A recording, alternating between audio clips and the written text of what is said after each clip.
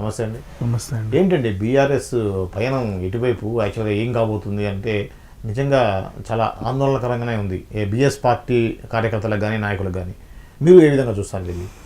ఏ విధంగా చూడాలి అనుకుంటే యాక్చువల్గా పోచారం గారు కాంగ్రెస్లో చేరారు.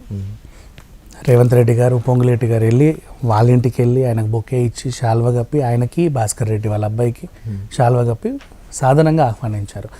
సీఎం మంత్రులే ఆయన ఇంటికి వెళ్ళారు, ఆయన ఆహ్వానించాడు. ఆయన రాలా, వీళ్ళు వెళ్ళి ఆహ్వానించారు. అంటే ఆయనకు ప్రాధాన్యత ఇచ్చారు, ఆయన్ని గుర్తించారు, ఆయన సేవలను గుర్తించారు. ఏమని, గతంలో ఆయన స్పీకర్గా పనిచేశారు తెలంగాణకి అసెంబ్లీకి, అలాగే వ్యవసాయ శాఖ మంత్రిగా చేసినప్పుడు ఆయన చాలా మంచి పనులు చేశాడు, గొప్ప గొప్ప పనులు చేశాడు. వ్యవసాయ శాఖ బాగా అభివృద్ధి చెందింది. క్లీన్ లీడర్ ఎక్కడ మచ్చలేదు. అండ్ టొమాటోలో ఉల్లిగడ్డలు రేట్లు పెరిగినప్పుడు సమన్వయం పాటించి దాని గురించి ఏం చేయాలో అది చేశాడు. బియ్యం గురించి కూడా చాలా చేశాడు. యాసంగి టైంలో ఏమేం చేయాలో అన్నీ చేశాడు. వ్యవసాయం గురించి మంచి నాలెడ్జ్ ఉంది ఆయనకి. అండ్ పని బాగా చేశాడు. ఈయన ఇప్పుడు బీఆర్ఎస్లో గతంలో ఉన్న ఆయన పొలిటికల్ కెరీర్ స్టార్ట్ అయింది కాంగ్రెస్తో, అంతే కదా. చేరితే తప్పే ఉంది. నెక్స్ట్ ఇంకొకటి ఆయన ఏమన్నాడు అంటే కట్టెకాలే వరకు బీఆర్ఎస్లోనే చచ్చేంత వరకు అని కేసీఆర్ ముందు ఒక మాట చెప్పాడు. అది వైరల్ అవుతుంది. బేసికలీ టీఆర్ఎస్ వాళ్ళు బీఆర్ఎస్ వాళ్ళే వైరల్ చేస్తున్నారు దాన్ని. దాని గురించి కూడా మాట్లాడితే ఆయన అనడం, ఆయన కమిట్మెంట్ ఆయన కరెక్ట్గానే అన్నాడు. కానీ వీళ్ళు దాని ప్రామిస్ని నిలుపుకోవాలా. ఆయన నీకు అంత ఫేవర్ చేశాడు, నువ్వేం చేసావు? మోసాలు చేసావు, ఆయన పేరుని డ్యామేజ్ చేసావు. ఎలా? ఏదైనా అపాయింట్మెంట్ ఇస్తే నువ్వు రానియవు, టైంకి నువ్వు గలవవు, నిర్ణయాలు తీసుకోవాలంటే నీకు నచ్చినట్టు తీసుకొని ఆయనని చెప్తావు. అట్లా కాదండి, ఇది ఇట్లుండాలంటే చెప్పింది అది తీసి పాడేసినట్టు మాట్లాడడం. ఇంకా అంటే రకరకాలుగా హింసలు పెట్టడం. ఇప్పుడు నీ కొడుకు అదే విషయం చెబితేనే అవునా అంటావు. అదే విషయం పోచారం లాంటి సీనియర్ నాయకులు, కడియం లాంటి సీనియర్ నాయకులు చెబితే అండవు. అంటే ఏదో ముస్టేసినట్టు వాళ్ళకి పదవులు, నీ కింద వాళ్ళు ఏదో బానిసల్లాగా స్లేవ్ లాగా నువ్వు ట్రీట్ చేయడం, ఇవన్నీ కూడా వాళ్ళకి నచ్చల. వాళ్ళ కమిట్మెంట్ ఓకే, నేను చచ్చేవారు నీతో ఉంటా అనేది కరెక్ట్ కమిట్మెంట్, కానీ నువ్వు ఉంచుకోవాలా. అంతే. మళ్ళీ ఇప్పుడు నువ్వేమంటున్నావు, ఆ మాట తప్పావు నువ్వు, నీ బొంద తప్పాడు మాట, నువ్వు ఉంచుకోవాలా. కానీ విజ్ఞానం ఈ విధంగా నీకు ఒక సందర్భాన్ని గుర్తు చేయాలనిపిస్తుంది. మాట తప్పారు, మాట మీద నిలబడలేదు అనే మాట అది అన్ని సందర్భాల్లో కూడా పనిచేయదు. ఇప్పుడు గాంధీ గారే ఒకసారి ఆయన ఒక స్టేట్మెంట్ ఇచ్చారట. దాని తర్వాత ఒక 3 months గ్యాప్ తోటి ఇంకో స్టేట్మెంట్ ఇచ్చారు. ఫస్ట్ ఇచ్చిన స్టేట్మెంట్కి వ్యతిరేకంగా.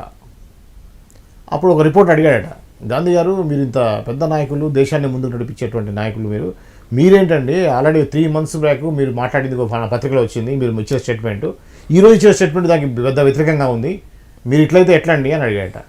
ఆయన ఒకటే మాట్లాడాడంట, నేను ఏదో మాట ఇచ్చానని చెప్పేసి పాత సిద్ధాంతాలను పట్టుకొని చూరు పట్టుకొని వేలాడే రకం కాదు, నేను ఎప్పటికప్పుడు నన్ను నేను మార్చుకుంటూ ఉంటాను.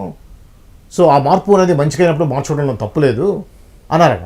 ఇప్పుడు ఈ సందర్భంగా నాకు అదే అనిపిస్తుంది. 100% మార్పు మంచిదైనప్పుడు మార్చుకోవడంలో తప్పులేదు. నెక్స్ట్ ఇంకోటి, అదొక రీజన్ ఉన్నప్పటికి కూడా ఇటువైపు కూడా ఉంటాయి.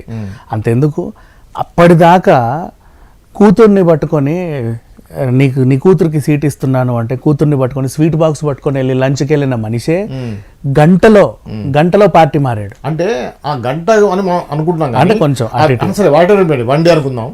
సో ఆ 1 day కంటే ముందు ఎన్ని సంవత్సరాలు స్ట్రగుల్ అయి ఉంటాడు ఆయన. అదే కదా, ఆ స్ట్రగుల్ అంతా చూసి లాస్ట్ ఛాన్స్ గా చూద్దాం అనుకున్నాడు. అవును, అక్కడ కూడా వర్కౌట్ అవ్వలేదు, ఇక వద్దు అనుకున్నాడు. చూసే వాళ్ళకి మార్నింగ్ వచ్చి స్వీట్ బాక్స్ ఇచ్చాడు, ఈవినింగ్ కల్లా మారాడు అనుకుంటాడు. కానీ ఆ మధ్య గ్యాప్ కూడా చూడొద్దు మనం. అంతకుముందు ఎంత స్ట్రగుల్ అయ్యాడు అనే దాన్ని బట్టి కూడా మనం ఆలోచించాలి. అంటే ఎంత హింస పడి ఉంటాడు, ఎంత హింస పెట్టి ఉంటాడు. అంతే కదా. ఇప్పుడు పోచారం లాంటి మనిషి అంత ఉంటాడు. ఆయన స్పీకర్లో కూర్చున్నా కూడా ఆయన హుందాగా ఉండేది, ఆ సీటు హుందాగా ఉండేది. ఆయన పార్టీ ఆఫీస్లో కూడా చాలా బాగా పనిచేసేవాడు. మార్నింగ్ 4 గంటలకి అసలు లేచేవాడండి. నేను వెళ్ళాను ఒకసారి, ఏదో ఈవెంట్కి ఇన్విటేషన్ కోసం వెళ్ళా, కత్తిరింపు కోసం. 5:30 సమ్ టైంలో వెళ్ళిపోయాడు ఆఫీస్ నుంచి. ఆయన ఇంకా 4 గంటలకే లేసాడు.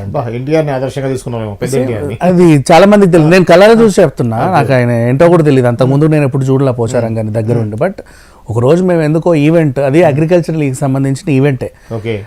సో దాన్ని ఇచ్చి ఆయన చేత ఇట్లా పట్టుకున్న ఫోటో దిగుదామని వెళ్ళాం. అగ్రికల్చర్ మినిస్టర్ కదా ఆయన, కత్తిరింపుకి వచ్చినా రాకున్నా కనీసం ఫోటోలన్నీ వస్తాయి కదా అని వెళ్ళాం. ఓకే. లేడు ఆయన ఆ టైంకి కూడా వెళ్ళిపోయారంట. సార్ పొద్దున్నే లేచి వెళ్ళిపోతాడని చెప్పి. Is a very good hard worker. ఆ విషయంలో ఏమాత్రం లేదు. సో పని చేసే వాళ్ళని గుర్తించడం అనేది రేవంత్ రెడ్డి సర్కార్కి వెన్నతో పెట్టిన విద్య. సో ఆయన ఏం చేస్తే తనంతట తానే వెళ్ళి ఆయన ఆహ్వానించుకొని వచ్చాడు. సో ఇది మంచి చర్య అని చెప్పుకోవాలి. అండ్ పోచారము బీఆర్ఎస్ని వదిలి కాంగ్రెస్కి పోలా, బీఆర్ఎస్ పోచారంని ఆహ్వానించింది. బీఆర్ఎస్ పోచారంని కోల్పోయింది. ఓకే. కోల్పోయింది. ఆయన పోలా, వీళ్ళు కోల్పోయారు ఆయన. అది చెప్తున్నా.